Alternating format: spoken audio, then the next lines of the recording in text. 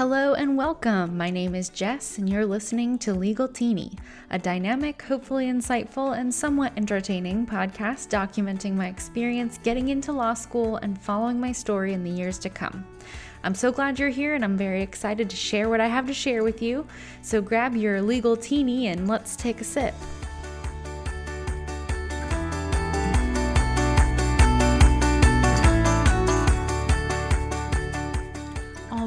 So today we are talking about ice cream, which is maybe the best topic ever. And you also might be thinking, perhaps this girl is crazy for talking about ice cream. Yes, this might be the case. I might be crazy, but I do love ice cream, and I think it makes a perfect metaphor for choosing a law school. So bear with me, and I hope by the end of this you can see what I mean. The goal is to kind of compartmentalize a little bit about all of these many choices we've been presented with in the course of figuring out where we're applying, where we want to go. The idea is to kind of break that down a little bit and make it more digestible, if you will, like ice cream is not for me. I'm actually lactose intolerant, so ice cream for me is a bit of an emotional relationship. So I do a lot of dairy-free ice creams. And anyways, I still do love ice cream. Anyone who knows me pretty much will tell you that it's my favorite thing ever. I'm also going to talk about mindset and how to approach law school, or really any challenge in life or any kind of thing that you're wanting to accomplish. How to approach it in a way that will set you up for success. One of my favorite books that I've ever read totally changed my perspective on this, and I will come back to that in a bit. But first, ice cream, because priorities, obviously. Best question in the world: what is your favorite flavor of ice cream? The overall point with this metaphor is, of course, that the possibilities are endless for your experience in law school, but you can chop them up into categories to help kind of process that information a little bit easier. So when I first said, okay, cool, I'm going to start looking into going to law school, suddenly all these doors open wide, sort of sucked into all these Reddit feeds and blogs and things with information, and it is overwhelming. And it's all these people who are absolutely certain that they want to go to X school or be in this area of the country or, X type of law. But what if you're just kind of interested or kind of wanting to explore options, or you feel like you really want to do it, but you could be convinced to go to just about any area of the country? With over 200, I think it's 205 law schools to choose from in the US, the number of combinations of types of law, location, academic structure, living arrangements, etc., it's virtually endless, or at least it feels that way when you're in the middle of everything.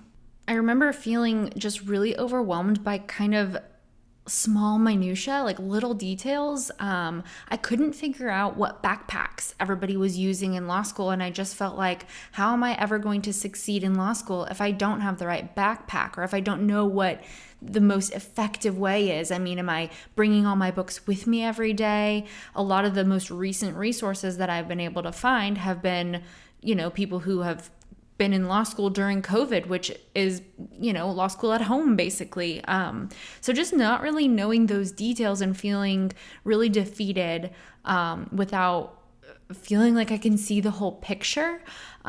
So I was getting ice cream one day, wouldn't you believe it, during this kind of murky time in my life where everything felt like, yes, I really want to do this. I feel kind of called to do this, but I also feel very overwhelmed by all of the options. I live in Austin, and we have a famous ice cream shop, or maybe it's famous. I think we think it's famous. It's called Amy's Ice Cream. So I don't know if that's actually a famous place or if we just Austinites love to say Amy's is famous. I don't know. Amy's Ice Cream, they have all these mix-ins, things you can choose from, all different types of really unique flavors of ice cream. They rotate their flavors, so you can't ever really be sure what they're going to have until you walk in. They have Oreos, cookie dough, Snickers bars, toffee, fudge, I mean, you name it, and they have it as a topping. They also have any number of vessels that you can eat your ice cream in, like a waffle cone, a sugar cone, a cup, a kid's cup. You can order a milkshake. I mean, I'm telling you that the possibilities are endless here, just as, any ice cream shop that I'm certain you've been to before. And, you're trying to understand all of your options, really weigh them, decide what you want your ice cream sundae or whatever to look like. Plus, you've got someone behind you who's like, eager beaver, ready to order their ice cream already and is looking at you condescendingly because you don't quite know yet. And then the high schooler who's taking your order is likely wearing a backwards cap and being judgmental of you for even being at the ice cream shop in the first place. There's kids screaming in the background. The floor is probably sticky and gross. The glass retainer in between you and the ice cream has fingerprints all over it. You're kind of grossed out. There's pink spoons everywhere. I mean, I could probably carry on, but the point is, it's kind of an overwhelming experience. And while you're excited to be there and you really want ice cream, and that's the whole point you're going, you're a little bit maybe turned off by the experience or feeling a little bit like, whoa. I know I want this, but I didn't realize that it was going to be so much pressure to even just make my decision of what I want to have. So I'm standing there trying to make my decision, which in reality is sort of easier for me because I'm lactose intolerant. They usually only have 2 options for us sad folks without dairy in our lives. So I'm only trying to decide between these 2 flavors and I'm still feeling overwhelmed. And I can't help but draw this metaphor between how I was feeling about direction in the world of law school and which mix-in do I want with my vanilla cream ice cream that I'm ordering. It was just kind of this moment, and I chuckled to myself and then ordered whatever ice cream I ended up ordering. But I realized that there are just so many choices, and if you look at them all together as one big lump choice of what is the end product going to be, it feels very overwhelming, daunting, just kind of a lot, and it feels really important that you make the right decision. And for me, it helps me to categorize things and kind of chop them up into smaller bits that are easier to process. It just helps me mentally be able to know that I thought through each answer or each question actually about these choices. All right, now that I have explained my crazy thinking and why this is a metaphor, let's go ahead and get into kind of the nitty-gritty of what each part means. So let's start with the base. I'd say that the base is location. What area of the country do you want to be in for law school? It depends on a lot of things that are personal to you. Where you live now, if you want to stay or change it up, where you want to practice after law school should really help you decide where to get the degree, since your connections in school, the professors, people in the administrative office, they're likely going to be connected geographically to the area that they're located. Connections that they have in firms and companies, things like that for job prospects, that's all going to be very geographically centered. Also, your coursework is curated to prepare you for the bar exam in each state. So in Texas, for example, there's more oil and gas info presented and discussed in schools, since that information is obviously relevant to attorneys working in Texas, more so than maybe in other states like Rhode Island or something like that. I don't know. Is there oil in Rhode Island? I don't even know. You might think that you want to stay kind of in the region that you're in now. So I'm in the South. Maybe I'd want to stay in the South, but you don't care necessarily what state. Maybe you're dreaming of the West Coast beaches and you want to focus on those schools since that's where you want to end up and you want to study on the beach. Maybe you literally don't care at all, which is me, by the way. Just ready for a change, excited about an adventure. That's where I am coming from. So I applied to schools all over the country because I felt pretty open about where I want to go. But I'm also bringing another human with me. I'm bringing my boyfriend. I know he's a saint, honestly. So we talked a lot at the beginning of my search about what areas of the country we would both be interested in living in, and kind of pros and cons of all of those choices.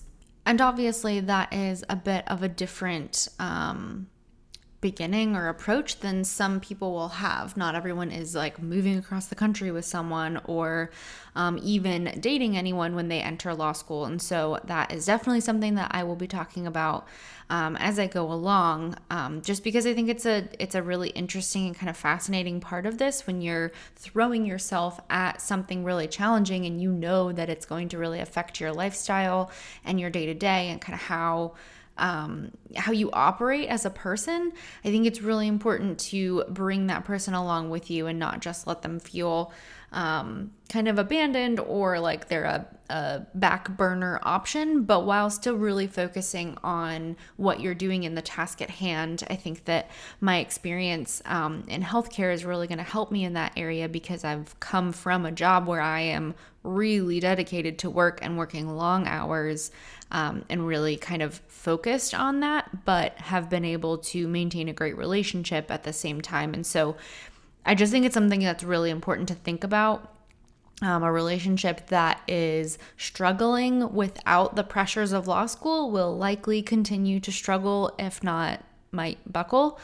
So just make sure that that's something you're considering if you are in the same kind of situation of bringing a loved one with you along your journey. Just make sure that that's something you're communicating with them about what it's going to look like, how it's going to be different. In my next podcast, actually, I will go over that a little bit more in depth about how to have those conversations and make sure that you're setting yourself up and your relationship up for success.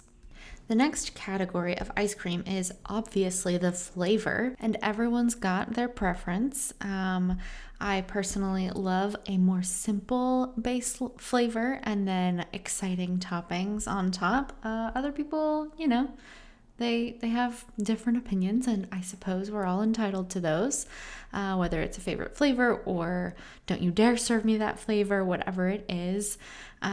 Some people go big in all areas. To me, the flavor is kind of what law school experience do you want? Do you want a traditional full-time 3-year experience? Do you want a part-time while you're working, kind of get it in when you can experience? There are evening executive programs. There's a lot of options for dual degree programs depending on what school you choose. You can get a dual degree in health law or in business or in environmental services. I mean, there's a lot of options when it comes to dual degrees. But definitely be aware that that is going to push out your graduation date, or it's going to mean a ton more content for you to learn while you're in school. And that's just something to consider. For all of you incredible regular achievers, for all of the achievers out there. And then you have the in-class experience. So we've all heard about schools that are known for their cold calling and other schools that have sort of a mix or are actually really against that. Most schools advertise this sort of fluffy, well-rounded, we have everything here vibe, but do some digging, because if they say they have a health law program, but you can't find more than 2 classes that are specific to health law, or you can't find that they have any clubs related to that, or there aren't any events on the calendar related to that, call the admissions department. Just the main line, and they'll get to you. Just the main line, and they'll get you to whoever can answer your question, but ask them what would be offered to you for a particular situation. So if I'm really interested in a certain type of law, what part of your program would really fit with that need that I have? And then once you have an idea of kind of what sitch would be ideal for you, you can start to narrow your list down a little bit. If you definitely want an evening program because you intend to work during the day, that's going to impact where you should apply, because not every school offers an evening program, and some schools you have strict limits on how much you can work while doing a full-time program. Mostly I've seen 20 hours being the max, so be sure to do your homework. Even if you plan to just work part-time during your first year, you'll just want to make sure that you know the location you're choosing that is an option for you. All right, so you've decided what geographical region you'd like to be in. You've lined out what your vision is as far as a base experience or version of schooling that you want to experience. So now you have to pick your toppings. So the question becomes, what kind of experiential learning do you want to have? We talked a little bit about the clubs and things on campus already, but this is where that really comes into play. What is important to you in your law school experience on more of a granular day-to-day basis? So a good way to figure out what kinds of experiences you need to have in school is interview lawyers in the field or fields that you're interested in, or just honestly, any lawyer you can get your hands on, not literally. Ask them what skills they learned in law school that did or didn't prepare them for their experience. Recent graduates are an abundant source of information about what they liked or hated about their law school experience, because obviously it's very recent for them. Some schools have specialized programs. A good question to ask the admissions office is, what makes your school different than others? And just leave that open-ended. And it's interesting what they choose to talk about. Some of them you can tell it's very kind of curated and almost script feeling, but others will say kind of interesting things. Or maybe if it's someone working in the office that you can get on the phone, they'll give you a perspective that you weren't really considering before. So that's also a really good avenue. And you kind of want to think about law review. You want to think about clubs, things you might be interested in. Every school has an area on their website where they list the organizations within the law school, and usually they have a description about what that club or program does, and you can get an idea of the vibe of the group. I did that on probably all of the schools that I applied to. I looked at their clubs and got to a really small level where I was reading what the students describe those clubs as on the website. So that was a really good way to kind of get a vibe check on what each club would be like. You can also Google the school and then click on news at the top of your Google search engine and see if they have any recent news coverage. So sometimes you can catch something about a cooking club or something random that has received attention that isn't necessarily something they're featuring on their law website. My sister is currently in med school, also as a non-traditional student. So we are just non-traditional student gang over here. But she is part of, and I think she might be like president or vice president or something, of the gardening club on her campus, which is so great because it's an excuse to be outside, get your hands in nature, doing something other than reading or staring at a screen all day or being in class. The reason that I thought of that is because a news crew came out one day to their gardening club and asked them all these questions, and they were able to share about how they donate the food to a food bank and how they're doing good work through their gardening. But it's most importantly totally other than law school, or well, for her case, it'd be med school. But the point is, find something that can kind of be different or not just everything in your life is surrounding law school, which, I mean, I'll talk about that in a million podcasts if I can, but it's important to keep your sanity. And so some of these little experiences that you add on to your little ice cream cone, like toppings, those are what make or break your experience. I mean, I experienced that in my undergrad for sure, and I think it's even more important in law school to have something else to look forward to and something else in your calendar so that your brain gets a break. Okay, so that is the ice cream metaphor. It is done. Do you still think I'm crazy? Because I feel like it makes sense, and maybe I just love ice cream and that's why it makes sense. But to me, it helps to break things down into smaller digestible pieces, and I don't know, it helps me to make sense of it all. So that's that. If you don't agree, then that's totally fine. The next thing that I want to talk about, I'm switching gears a tiny bit, and I don't want to take up too much more of your time, but I really want to talk about this book called Mindset by Dr. Carol Dweck. It is easily a book that has changed my life just because it's totally flipped my perspective of learning around. And I want to just share a tiny amount of it with you, and I don't think it will do it justice. So just go ahead and plan to buy this book or listen to it on Audible or whatever you want. I have linked it for you in my shop to make it really easy for you. So that is legaltini.com. If you just want to go to my shop, then it's super fast and easy. I really believe that this book will change your life if you will let it. So the overarching theme of this book is that there are two different mindsets that you can have when it comes to learning, growing, experiencing life, all of that. And one of those is the fixed mindset, and one of them is the growth mindset.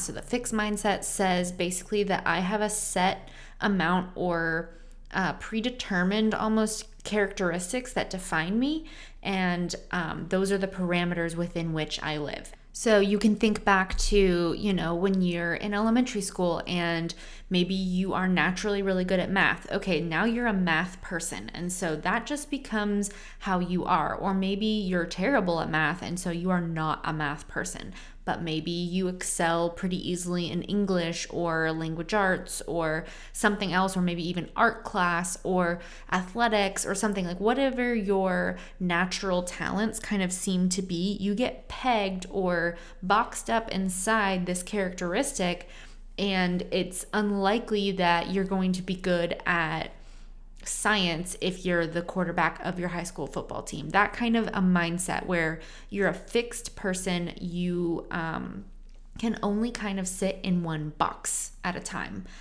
So the opposite of that would be, of course, the growth mindset, which basically says that the abilities that you're born with are kind of just a starting point, and you're able to grow past that based on how much effort you put in and how much you try to expand your ability. It basically says that persistence and learning strategies about how to learn will lead to growth. And so it creates this space where learning is okay and making mistakes is okay. It's all a part of growing and learning. And I think it's tough on kids when they think, oh, I got a good grade on this like spelling test or whatever, and they think now I'm smart or I'm a smart person. And then maybe on their next test or on their math test, they get a lower score. And so then they think, oh no, I'm not smart anymore. And it becomes kind of this catch-all for their intelligence or their capacity to learn. One of the many people that the author talks about in this book is Michael Jordan, which obviously we all know his name. So he went on to great success and he did very well, but it's pretty commonly known that he was cut from his high school basketball team. He didn't make the college team that he wanted. He didn't make the NBA for several years, but he was the hardest working person. And ultimately, that meant that he was the best basketball player. And really, it was all thanks to a growth mindset where he wasn't just this fixed person who accepted that he wasn't good at basketball. He put in the work and became great. And that is what the growth mindset is really about. So, stand that up next to a law school experience and you can see the similarities where in law school, you're challenged beyond what you have been challenged before. You're asked to kind of stretch your mind to grasp these concepts that are going to be very foreign and different than what you're used to learning. And without a growth mindset, while thinking that I'm this fixed person. I'm only smart if I get good grades. I'm only, sporty if I'm really good at sports. If you put yourself in those boxes and don't allow yourself to expand outside of that, you're going to be really limited and really stressed and overwhelmed by the pressure of grades and jobs and internships and all of this. Feeling like you are not qualified to do those things because you don't already know how to do them. That's kind of the opposite of the growth mindset. The whole idea being that you can grow, you should grow. That's the way that we're supposed to operate as humans who are kind of evolving. So in summary, the way that I think mindset really relates to law school is that the fixed mindset is about proving yourself to others that you're smart and talented and good at this, whereas the growth mindset says, I'm pushing myself, I'm learning, I'm improving. And I think that your law school experience can really be improved by approaching this difficult thing that you're embarking on or are already a part of with the growth mindset. So again, I did link the book on my website under my shop, so be sure to check that out. But I am super excited that you joined me for my second podcast. Stay tuned and we will come at you with more next week. Please follow me on Instagram, which is at Legaltini_podcast. Check out my website, which is legaltini.com. I'm just excited that you are here with me on Legaltini, your very own sip of law school.